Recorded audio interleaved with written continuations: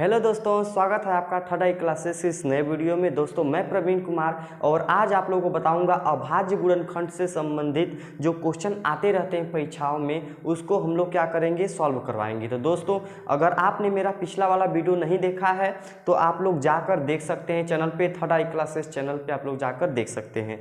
तो आज हम लोग प्रैक्टिस क्वेश्चन के बारे में बात करेंगे। दोस्तों जो लोग भी कमेंट किए थे बहुत प्रसन्नता हुई हमें, और आगे ऐसे ही सपोर्ट करते रहिए आप लोग। चलिए स्टार्ट करते हैं आज का ये वीडियो। दोस्तों पहला क्वेश्चन क्या है, आपके स्क्रीन पे दिख रहा होगा। क्या है पहला क्वेश्चन आपको दिया है, क्या दिया है कि 120 के अभाज्य गुणनखंड कितने हैं। क्या 120 के अभाज्य गुणनखंड कितने हैं। तो 120 या कोई पूछेगा तो उसका सबसे पहले हम क्या करेंगे, अभाज्य गुणनखंड करेंगे। तो 120 का पूछा है ना, तो 120 का अभाज्य गुणनखंड करेंगे हम लोग तो क्या हो जाएगा, 2 से करेंगे तो कितना हो जाएगा, ये 60। फिर 2 से करेंगे तो कितना बार में जाएगा, 30।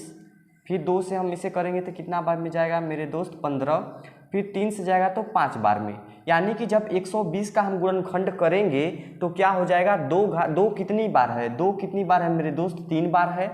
और गुणे 3 कितनी बार है, आप कहेंगे 1 बार है। मैं कहूँगा 5 कितनी बार है, तो आप क्या कहेंगे, 1 बार है। तो ये रहा 120 का अभाज्य गुणनखंड। अब अभाज्य गुणनखंडों की संख्या के लिए इसका मतलब वो कितने अंकों से कटा है, मतलब कितनी अभाज्य संख्या इसको काटी है। तो देखिए 1 2 3 4 और 5, यानी कि 5 ऐसी संख्याएं अभाज्य संख्याएं जो इसको डिवाइड की हैं। यानी क्या हो जाएगा, अभाज्य गुणनखंडों की संख्या पहला का क्या हो जाएगी, अभाज्य गुणनखंडों की संख्या, अभाज्य गुणनखंडों की संख्या अगर पूछ रहा है तो क्या हो जाएगा मेरे दोस्त, यहाँ से हो जाएगा 3 1 4 1 कितना होगा, 5। यानी 5 हो जाएगा अभाज्य गुणनखंडों की संख्या। अब दोस्तों दूसरा क्वेश्चन क्या पूछा है, इसी में देखिए पूछा है 120 के गुणनखंडों की संख्या कितनी है। आपको ये पूछा है क्या, 120 के गुणनखंडों की संख्या। ये रहा अभाज्य गुणनखंडों की संख्या, और हमारा क्या, गुणनखंडों की संख्या पूछा है दूसरे क्वेश्चन में। तो दूसरा क्वेश्चन का पूछा है गुणनखंडों की संख्या। क्या पूछा है, गुणनखंडों की संख्या, गुणनखंडों की संख्या। तो देखिए मेरे दोस्त क्या हो जाएगा, हम क्या कहते हैं 120 का पूछा है तो पहले अभाज्य गुणनखंड करेंगे, इस प्रकार से लिखेंगे। और गुणनखंड की संख्या बताने के लिए जितनी भी घात में संख्याएं रहेंगी, जितने भी घात में संख्याएं रहेंगी उसमें एक जोड़ कर गुणा करना है। जैसे 2 घात पे 3 है ना, तो 3 में 1 जोड़ेंगे कितना हो जाएगा, 4। अब यहाँ से गुणा करना है, 1 से 1 अधिक कितना होगा, 2, 1 जोड़कर। यहाँ पर घात पे क्या है, 1 है ना, तो 1 जोड़ कर कितना हो जाएगा, 2। तो यहाँ से हो जाएगा 4 दूनी 8 दूनी कितना हो गया, 16। यानी गुणनखंडों की संख्या कितनी हो जाएगी मेरे दोस्त, 16 हो जाएगी। तो यहाँ से हमने देखा। फिर देखिए अब यहाँ पर पूछेगा तीसरा क्वेश्चन, क्या पूछा है, तीसरा क्वेश्चन आपसे ये पूछा है कि गुणनखंडों का योग कितना है। क्या, गुणनखंडों का योग। ध्यान से देखिए क्वेश्चन को दिया है गुणनखंडों का योग। तो देखिए पहले गुणनखंडों का योग पूछेगा तो आप क्या करेंगे, पहले इसका गुणनखंड करेंगे जैसा कि हमने कर दिया है। अब देखेंगे जो आधार में चीज़ें रहेंगी, आधार में जो चीज़ें रहेंगी उसके घात पे पहले क्या करेंगे, 0 से स्टार्ट करेंगे। 0 प्लस 2 घात पे क्या करेंगे, 1 प्लस 2 घात पे कितना करेंगे, 2 प्लस 2 घात पे कितना है, 3। ये देखिए घात पे 0 से स्टार्ट करेंगे और लास्ट में घात जितना तक वहाँ तक जाएंगे। जब योग पूछेगा तब यहाँ पर गुणे फिर करेंगे। और 3 कितनी बार है, 1, 3 घात 1 है ना, तो पहले 0 से स्टार्ट करेंगे प्लस 3 घात पे 1, ये हो गया। फिर गुणे यहाँ से क्या है, 5 घात पे क्या है, 0, और गुणे क्या है यहाँ से 5 घात पे हम क्या करेंगे, 1, ये हो गया। सॉरी यहाँ पर प्लस रहेगा, जोड़ना है मेरे दोस्त। अब देखिए ये हमारे पास हो गया। अब क्या करेंगे हम, 2 घात पे 0, संसार की कोई भी संख्या हो उसके घात पे यदि 0 रहे तो उसका मान क्या होता है दोस्त, आप भी बताइए क्या होता है, 1 होता है। तो यहाँ से हम देखेंगे 2 घात पे 0 का मान कितना हो गया, 1 हो गया, प्लस क्या हो गया, 2 हो गया, प्लस कितना 2 दूनी कितना हो गया, 4, प्लस 2 दूनी 4 दूनी 8, ये चीज़ें हो गई।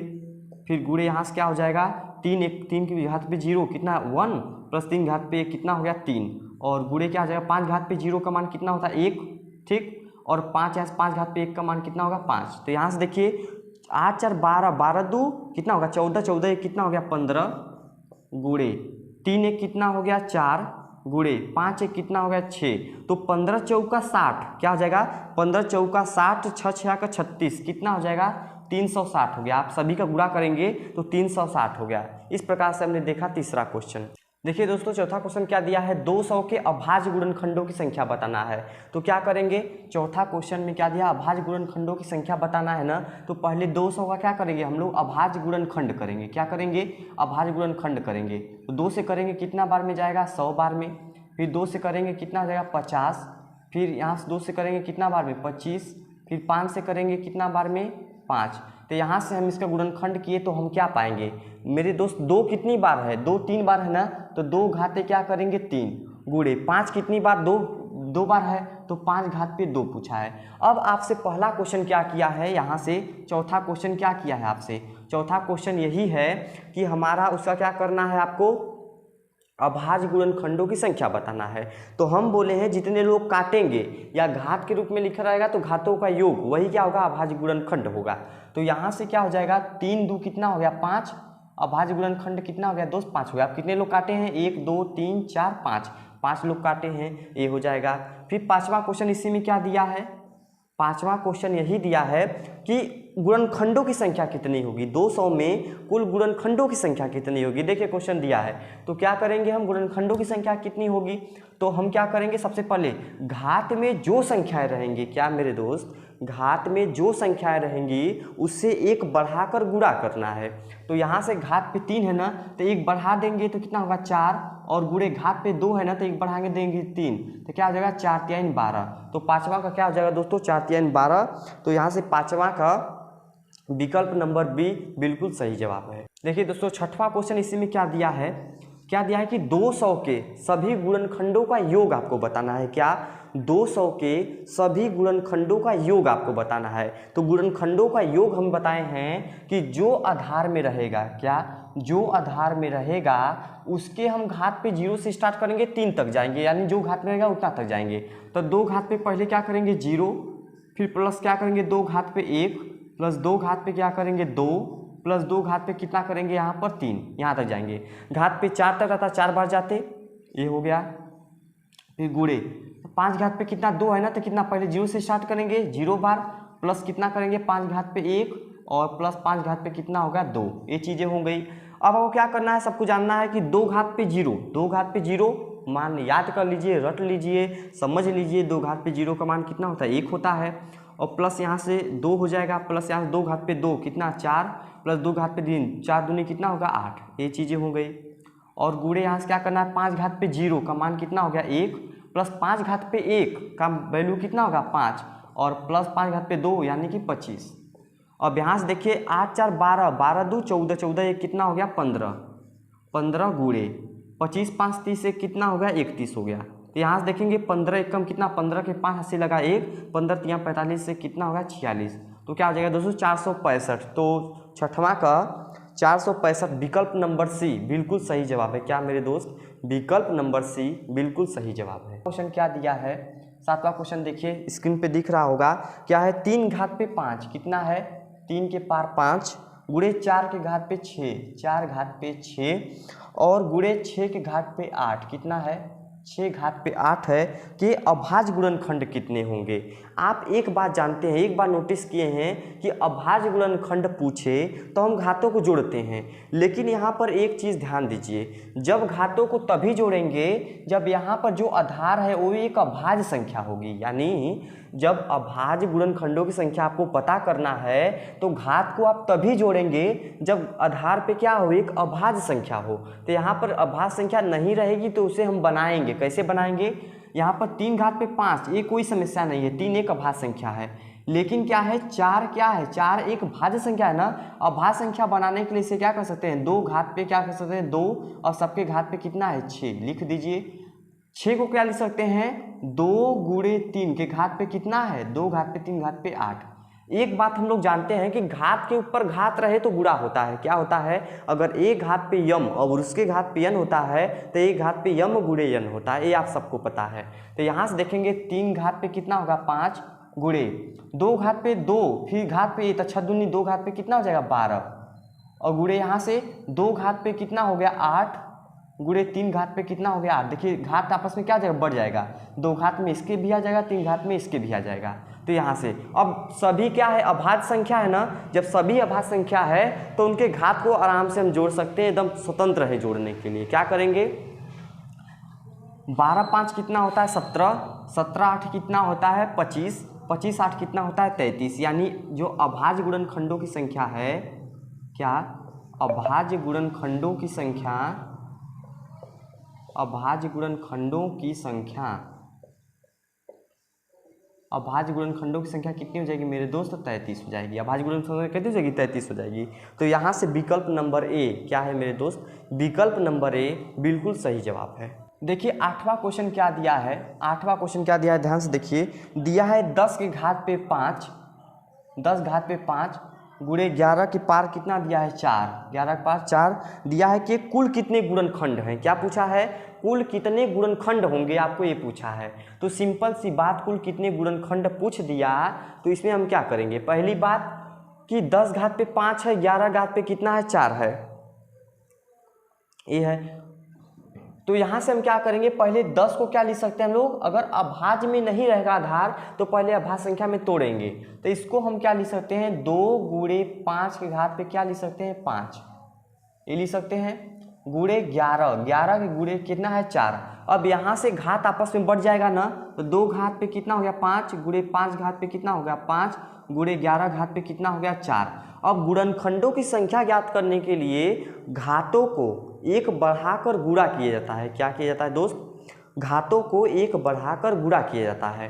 तो यहाँ से देखिए घात में कितना है 5 है ना, तो एक बढ़ाएंगे कितना 6, गुणे 5 है घात पे ना, तो एक बढ़ाएंगे कितना 6, गुणे 4 है घात पे ना, एक बढ़ाएंगे 5, 6 5 30 कर लीजिए, 30 का करेंगे 6 में 6 18 कितना हो जाएगा 180। क्या हो जाएगा मेरे दोस्त, 180 हो जाएगा।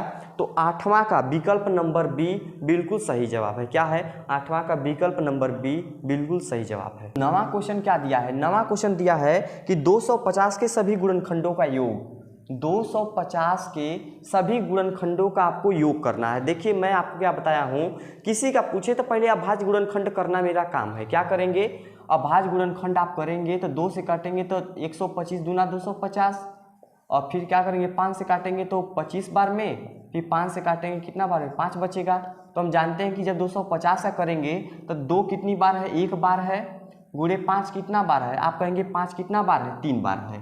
तो ये हो गया। अब पूछेगा 250 के सभी गुणनखंडों का योग पूछा है ना, तो हम क्या करेंगे, गुणनखंडों का योग के लिए हम बताएं आपको, गुणनखंडों का योग, गुणनखंडों का योग आप क्या करेंगे, सिंपल सी बात है, जो आधार रहेगा उसके घात को 0 से लेकर बढ़ाते जाएंगे। 2 घात पे 0 प्लस 2 घात पे कितना है 1, यही लास्ट है, कर लेंगे गुणे।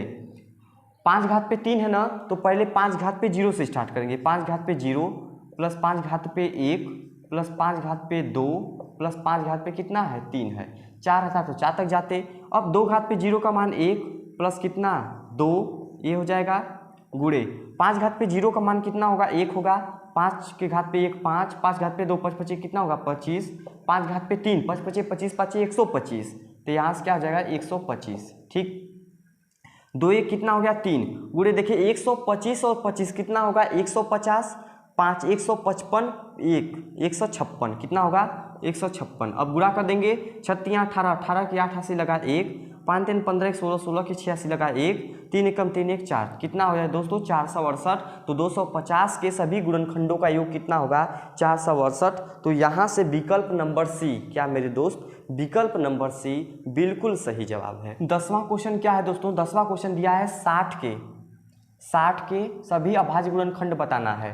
तो अभाज्य गुणनखंड बताने के लिए आप सब पहले क्या करेंगे, उसका गुणनखंड करेंगे अभाज्य गुणनखंड। देखिए यहाँ से 2 करेंगे तो कितना होगा 30, 2 से करेंगे कितना बार में हो जाएगा 15, फिर 3 से करेंगे तो कितना बार में जाएगा 5, फिर 5 से करेंगे कितना बार में जाएगा 1। अब आप देखेंगे 2 कितनी बार है, अब यहाँ से डायरेक्ट बता दीजिए ना, 1 2 3 4 कितने हो गए। तो यहाँ पर कितने हो गए, अभाज्य गुणनखंड की संख्या कितनी हो जाएगी, अभाज्य गुणनखंड की संख्या, अभाज्य गुणनखंड की संख्या मेरे दोस्त कितनी हो जाएगी, आप कहेंगे कितनी हो गई 4 हो गई। तो अभाज्य गुणनखंड की संख्या यहाँ से 4 हो गई। तो 10वां का विकल्प नंबर डी, क्या 10वां का विकल्प नंबर डी बिल्कुल सही जवाब है। 11 नंबर क्वेश्चन क्या है कि 7 के घात पे 3, क्या है 7 घात पे 3 गुणे 5 घात पे 2, 5 घात पे 2 के अभाज्य गुणनखंड हैं। क्या अभाज्य गुणनखंड है ये आपको बताना है। तो सिंपल सी बात, एक मैंने आपको सिखाया ना, तो सिर्फ अगर यहाँ पर संख्याएं अभाज्य संख्या, आधार में अभाज्य संख्याएं हो तो अभाज्य गुणनखंडों की संख्या पूछे तो आप क्या करेंगे, सिर्फ गुणनखंडों की संख्या पूछे तो आप क्या करें, घातों को जोड़ दीजिए। तो यहाँ से क्या हो जाएगा, संख्या बराबर क्या हो जाएगा, 3 + 2 कितना हो जाएगा, 3 2 कितना होगा, 5 हो जाएगा। तो 11 का विकल्प नंबर डी बिल्कुल सही जवाब है। क्या 11 का विकल्प नंबर डी बिल्कुल सही जवाब है। 12 नंबर क्वेश्चन देख लीजिए दोस्तों, क्या है कि 18 के घात पे 4, क्या 18 घात पे 4 गुणे 10 घात पे 2, 10 घात पे 2 के अभाज्य गुणनखंड हैं के, क्या अभाज्य गुणनखंड इसका पूछा है। तो अभाज्य गुणनखंड में हम घातों को जोड़ते हैं, लेकिन एक शर्त मैं यहाँ पर दे दिया आपको कि जब आधार क्या होना चाहिए, अभाज्य संख्या होना चाहिए, तभी यहाँ पर अभाज्य गुणनखंड संख्या का योग ज्ञात करने के लिए आप जोड़ेंगे। तो यहाँ पर पहले नहीं है तो बनाएंगे। तो 18 क्या लिख सकते हैं, 2 गुणे 3 गुणे क्या कर सकते हैं, 3 दूनी 6 6 3 18। ये हो सकता है कि घात पे क्या हो जाएगा, 4 गुणे, यहाँ से क्या हो सकता है 2 5 10 को किसी से तोड़ सकते हैं, 2 और गुणे कितना 5। तो यहाँ से इसके घात पे क्या है, 2 है। तो क्या घात आपस में बढ़ जाती है ना, तो 2 घात पे 4 हो गई, गुणे 3 घात पे 4 हो गई, गुणे 3 घात पे 4 हो गई, फिर गुणे 2 घात पे बटे गए थे, 2 घात पे 2 हो गया, गुणे 5 घात पे कितना हो गया, 2 हो गया। तो यहाँ से अभाज्य गुणनखंडों की संख्या के लिए अब घात जोड़ सकते हैं। क्या अब घात जोड़ सकते हैं, क्योंकि सभी आधार क्या है, एक अभाज्य संख्या है। तो यहाँ से 4 4 8 4 12, क्या 12 2 14 2 कितना हो गया, 16, यानी अभाज्य गुणनखंडों की संख्या कितनी हो जाएगी, 16 हो जाएगी। तो 12 का विकल्प नंबर डी बिल्कुल सही जवाब है। क्या विकल्प नंबर डी बिल्कुल सही जवाब है। देखिए दोस्तों 13वां क्वेश्चन क्या दिया है, पहला क्वेश्चन दिया है 500 के अभाज्य गुणनखंड कितने होंगे, 500 के अभाज्य गुणनखंड कितने होंगे आपको बताना है। तो सिंपल सी बात है, पहला हमारा कुछ भी पूछे आप क्या करिए, उसका अभाज्य गुणनखंड करिए। तो 2 से करेंगे कितना हो जाएगा, 2 से करेंगे तो 250, फिर 2 से करेंगे तो कितना हो जाएगा 125, फिर 5 से करेंगे तो कितना हो जाएगा 25, फिर 5 से करेंगे तो कितना हो जाएगा 5। अब यहाँ से हमने देखा कि 2 कितनी बार है, 2 2 बार है, 5 कितनी बार है, 3 बार है, 5 कितनी बार है, 3 बार है। तो आपको पूछ रहा है अभाज्य गुणनखंडों की संख्या। क्या अभाज्य गुणनखंडों की संख्या, यहाँ पर जहाँ पर अभाज्य हो गया वहाँ पर जोड़ना पड़ेगा घातों को। तो यहाँ पर 3 2 कितना हो गया 5, यानी 13 नंबर क्वेश्चन का क्या आंसर है, 13 नंबर क्वेश्चन का 5 आंसर है। क्या आंसर है, 5 आंसर है। तो यहाँ से विकल्प नंबर ए बिल्कुल सही जवाब है। क्या 13 का विकल्प नंबर ए बिल्कुल सही जवाब है।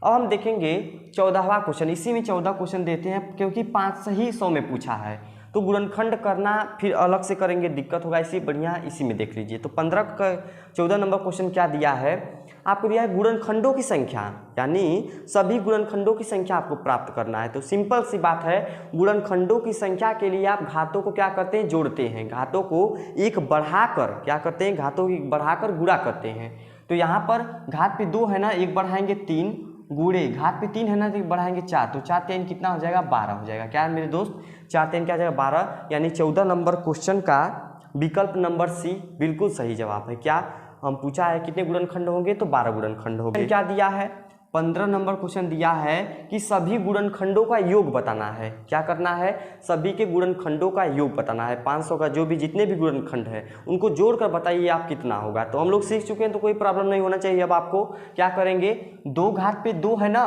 तो क्या करेंगे, आधार हमेशा क्या करते हैं 0 से स्टार्ट करते हैं, 0 + 2 घात पे 1 + 2 घात पे कितना 2 करेंगे, पहली बात।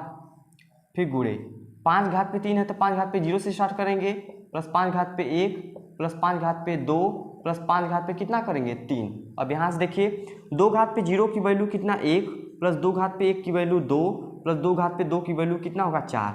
यहाँ से गुणे 5 घात पे 0, 5 घात पे 0 की वैल्यू कितना होगा 1, 5 घात पे 1 की वैल्यू कितना होगा 5 +5 घात पे 2 की वैल्यू 25 +5 घात पे 3 की वैल्यू कितना होगा 125। यहाँ से देखिए 4 2 6 कितना होगा 7, गुणे 125 25 150 55 156, यहाँ से क्या हो जाएगा 156।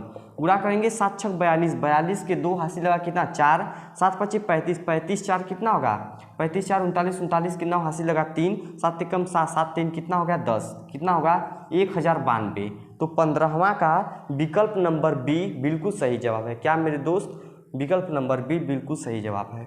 देखिए दोस्तों, इसी में 16 नंबर क्वेश्चन क्या दिया है कि 500 में विषम गुणनखंड कितने होंगे। क्या दिया है, 500 में विषम गुणनखंड कितने होंगे। तो विषम गुणनखंड बताने के लिए हम बताएं आपको कि सम की कोई ज़रूरत नहीं। क्या है, जितनी भी सम संख्या होंगी उसके घात पे कोई ज़रूरत नहीं है हमें, और जो विषम वाली रहेगा उसके घात पे एक बढ़ा कर करना है। तो 3 है तो एक बढ़ा देंगे, क्या हो जाएगा 4, यानी 3 में एक बढ़ा दिए 4, यानी इसमें विषम गुणनखंड कितने होंगे 4 होंगे।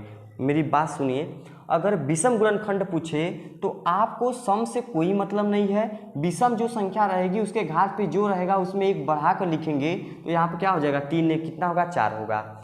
अब 17 नंबर क्वेश्चन इसी में क्या पूछा है, इसी में पूछा है आपको कि सम गुणनखंडों की संख्या क्या होगी। क्या इसी में सम गुणनखंडों की संख्या क्या होगी। तो सिंपल सी बात देखिए, सम गुणनखंडों की संख्या के लिए हम क्या करेंगे कि जो सम संख्या रहेगी उसके घात को हम कोई डिस्टर्ब नहीं करेंगे। जब गुणनखंडों की संख्या आती है तो एक घात बढ़ाने वाला काम होता है ना, लेकिन यहाँ पर सम के घात पे हम नहीं बढ़ाएंगे, उसको कोई डिस्टर्ब नहीं करेंगे, वैसे ही लिख देंगे। और 5 विषम वाली घात क्या करेंगे, बढ़ा कर लिखेंगे। 3 ने कितना हो गया 4, तो 4 दूनी कितना हो जाएगा 8 हो जाएगा, यानी इसमें सम गुणनखंडों की संख्या कितनी हो जाएगी 8 हो जाएगी। तो 17 का विकल्प नंबर बी बिल्कुल सही जवाब है। देखिए दोस्तों, 18 नंबर क्वेश्चन मैं बता देता हूँ आपको। दिया है 12 और 16 के न्यूनतम सारगुणज गुणे 10 और 15 का न्यूनतम सारगुणज बराबर है। तो 18 नंबर क्वेश्चन समझने से पहले आप समझिए न्यूनतम सारगुणज क्या होता है। न्यूनतम सारगुणज क्या इस शब्द होता है, इसका मतलब क्या होता है। देखिए, ये थोड़ा सा शुद्ध हिंदी दे दिया है, हम शुद्ध हिंदी पढ़ने में थोड़ा प्रॉब्लम होता है, आप लोग थोड़ा कम समझते हैं। तो इसका मतलब क्या है, देखिए ध्यान से, जो अभी तक आपने सुना है मैं वैसे बताऊंगा। न्यूनतम सारगुणज, इसका मतलब सबसे से छोटी संख्या कौन सी है जो गुणज हो, मतलब सभी संख्याओं का गुणज हो।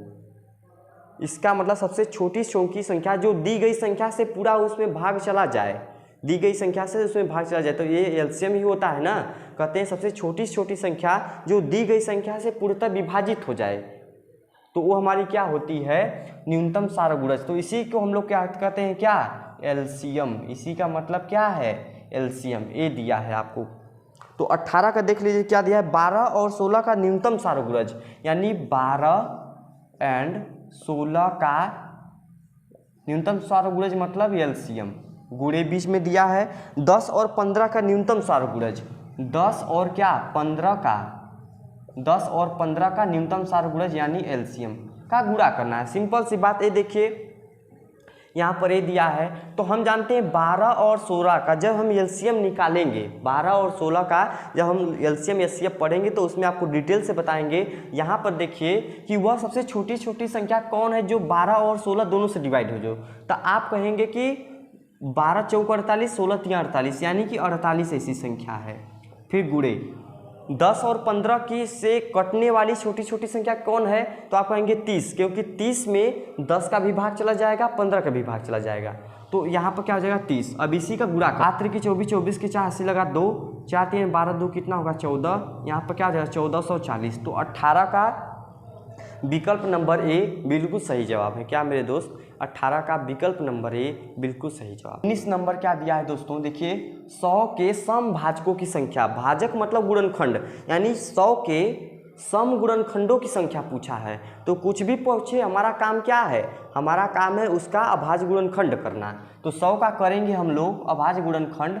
तो देखिए 2 से काटेंगे तो कितना बार में जाएगा 50 बार में, फिर 2 से करेंगे तो कितना बार में जाएगा 25 बार में, फिर 5 से काटेंगे कितना बार में 5 जाएगा। तो इसका मतलब हमें क्या हो जाएगा, 2 घात पे कितनी बार है 2 बार, गुणे 5 कितनी बार है 2 बार है। अब पूछे आपसे क्या पूछा है,